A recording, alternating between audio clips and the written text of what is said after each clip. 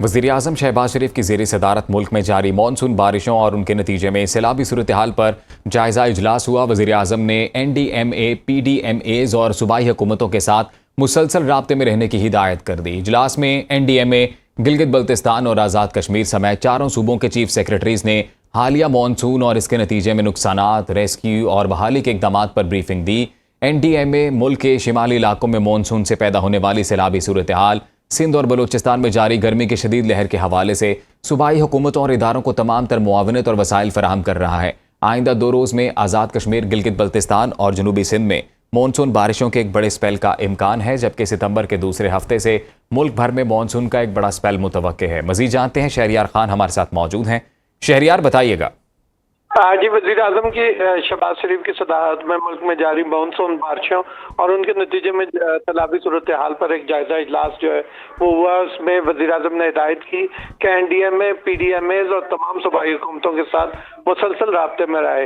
वज़ीर-ए-आज़म ने कहा कि तमाम इदारे जारी मानसून के नतीजे में किसी भी हंगामी सूरत हाल से निपटने के लिए हरदम तैयार रहें। वज़ीर-ए-आज़म ने कहा कि शुमाली इलाका जात में ग्लोफ और तूफानी रेलों के हवाले से पेशगी इतलात के निज़ाम को भरपूर तरीके से फाल रखा जाए।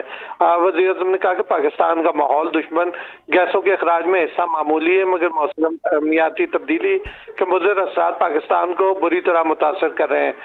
इजलास को NDMA, गिलगित बल्तिस्तान और आज़ाद कश्मीर समेत चारों सूबों के चीफ सेक्रेटरीज ने हालिया मानसून और उनके नतीजे में नुकसानात, रेस्क्यू और बहाली के इक़दामात पर भी ब्रीफिंग दी गई और इसमें बताया गया कि शुमाली इलाकों में मानसून से पैदा होने वाले सैलाबी सूरत हाल और सिंध और बलूचिस्तान में जारी गर्मी की शदीद लहर के हवाले से सूबाई हुकूमतों और इदारों को तमाम तर मुआवनत और वसाइल फराहम की जा रही है। आइंदा 2 रोज में आज़ाद कश्मीर, गिलगित बल्तिस्तान और जनूबी सिंध में मानसून बारिशों के एक बड़े स्पेल की तवक्को है। इसके अलावा सितंबर के दूसरे हफ्ते में मुल्क भर में मानसून का एक बड़ा स्पेल भी मुतवक्को है।